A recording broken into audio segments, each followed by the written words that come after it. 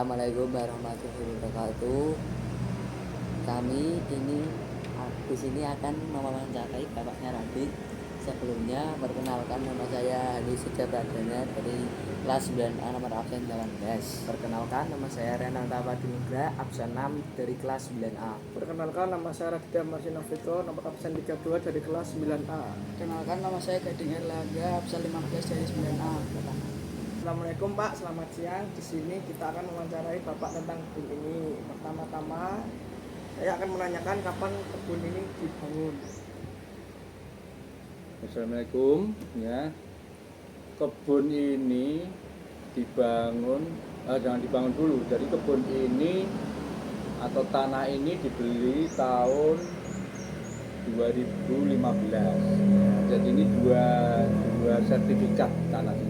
Jadi yang sebelah sana yang kebun itu, yang untuk tanaman buah itu dibeli tahun 2015, tepatnya di bulan Oktober. Itu luasnya menurut sertifikat itu 1030 meter persegi. Kemudian 2016 yang sebelah sini, yang kita tempat ini, yang kita duduk ini dibeli tahun 2016. Jadi nggak bareng ya, jadi yang belakangan ini luasnya sekitar 870 meter. Kalau dibangunnya, jadi pertama kali tanah ini hanya ditanami buah-buahan di sana yang beli pertama. Kemudian tahun 2016 pada untuk beli yang kedua ini, itu kita bangun pagar keliling. Jadi itu pagar keliling. Itu tahun 2016. Kalau properti apa saja yang ada di kebun ini? Propertinya ya, karena kebun ini kan dulu itu hanya dipersiapkan atau direncanakan hanya untuk istilahnya itu tempat singgah.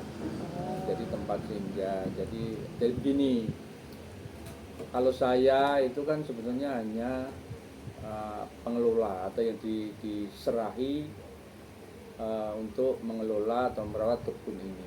Jadi kebun ini ownernya atau pemiliknya itu adik saya yang saat ini masih tinggal di Bekasi ya. Jadi masih tinggal di Bekasi karena memang belum pernah tugas, dan nanti rencananya mungkin kalau sudah pernah tugas baru bisa ke Ungaran ini karena sudah ada rumah di sini. Jadi mungkin ya itu ya, jadi tanah ini dulu memang peruntukannya itu hanya untuk tempat singgah, sehingga properti yang ada di sini ya, yang pertama bangunan joglo ini ya, kemudian yang kedua ada ruangan itu, ruangan ruang kayu, kemudian kamar mandi dan musola. Jadi itu dibangun pada tahun akhir 2016. Oke, Pak. Terus mau tanya lagi, apakah ada kendala saat merawat kebun ini seperti apa? Wah, banyak kendalanya ya. Jadi kebun ini itu dulunya itu tanamannya itu tanaman sengon ya, sengon. Jadi sekitar sini itu semuanya sengon. Jadi ini tanaman sengon, kemudian kita tebang semuanya sengonnya itu, dan kita coba untuk menanam buah-buahan. Tapi ternyata memang tanahnya kurang menurut saya ini, karena saya sendiri bukan seorang ahli mengenai tentang tanah. Jadi pada waktu kita coba itu ternyata tanahnya ini kelihatannya kurang cocok untuk tanaman buah-buahan, terutama buah durian. Jadi itu kendalanya banyak sekali durian itu. Mulai rayap ini ya. Jadi di sini tuh kelihatannya memang tanah di sini atau lokasi di sekitar sini itu banyak sekali yang namanya rayap. Jadi kalau pohon tumbang saja 1-2 hari itu sudah dimakan rayap, sudah propos semua. Nah, itu termasuk tanaman yang masih hidup pun itu kalau kita tidak sering-sering melihat perkembangannya, itu tahu-tahu sudah dimakan rayap, tahu-tahu kering mati. Jadi kendalanya banyak sekali. Walaupun kita sudah berusaha, tapi ya itu selama ini biasanya ya hidup cuman ya kurang maksimal.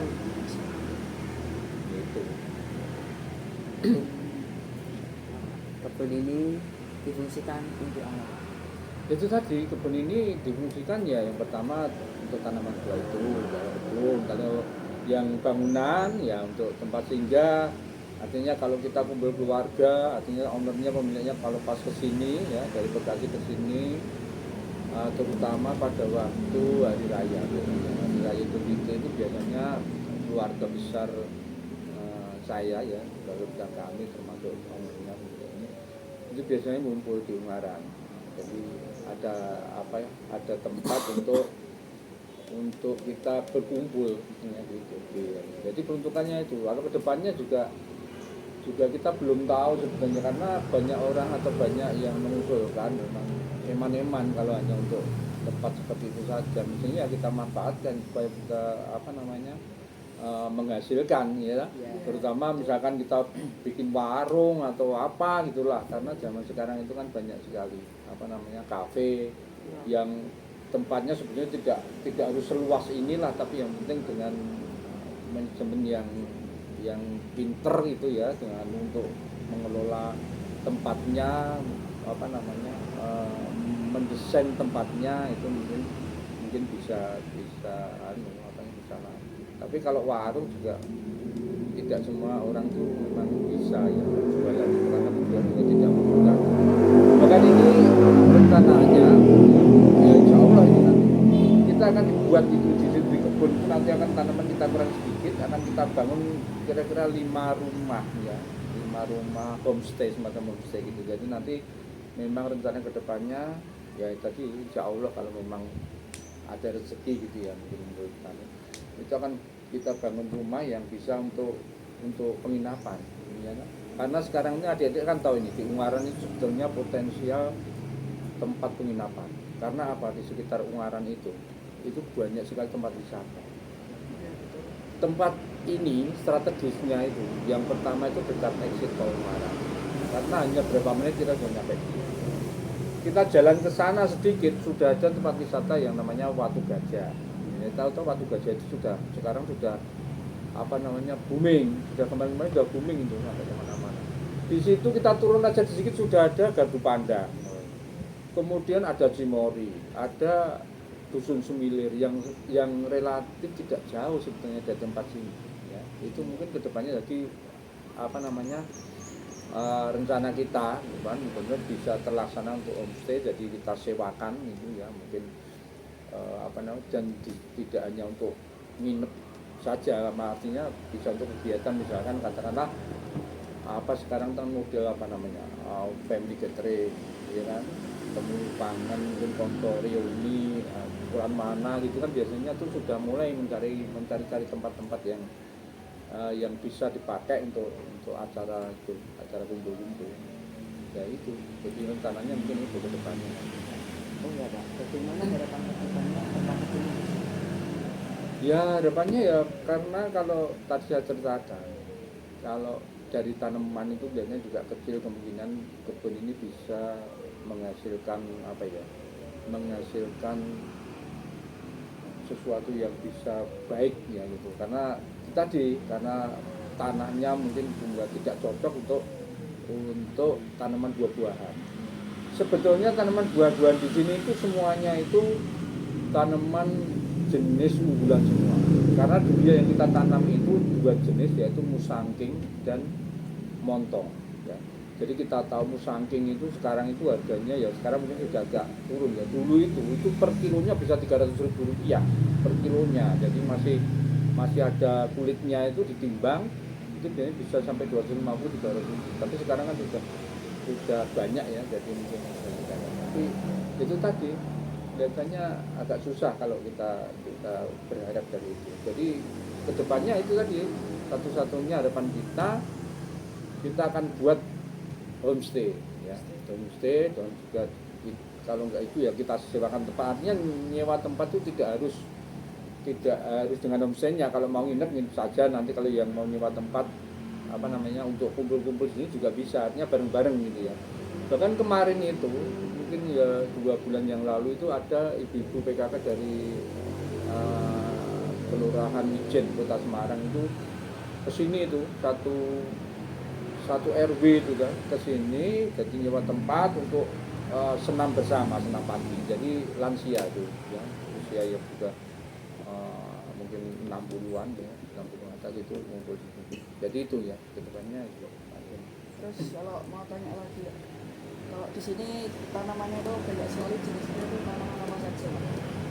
Jadi tanaman di sini itu yang pertama kita dulu memang mengharapkan itu durian. Jadi yang pertama itu durian, kemudian alpukat. Alpukat itu juga jenisnya sebetulnya jenis unggulan juga ya, Miki ya, Miki bagus itu anunya jenisnya alpukat itu. Kemudian ada beberapa tanaman yang jumlahnya memang hanya sedikit, hanya untuk pelengkap saja. Contohnya ada matoa, ya, matoa. Kemudian ada sawo raksasa, istilahnya orang Jawa ya, tapi ini sebetulnya namanya kan mame sapote. Kemudian ada apa namanya buah duku Palembang, ada apa namanya manggis. Jadi itu banyak, ada serikaya, apa serikaya itu, ada anggur Brasil ya, anggur Brasil, ada rambutan, banyak. Cuman yang utama itu kita dulu fokusnya ke durian dan alpukat. Ya. Makasih Pak sudah menemani wawancara kami dan Ya. sumber kami. Terima kasih. Sekian. Kami wassalamualaikum warahmatullahi wabarakatuh. Waalaikumsalam warahmatullahi wabarakatuh. Ya, semoga sukses ya adik-adik.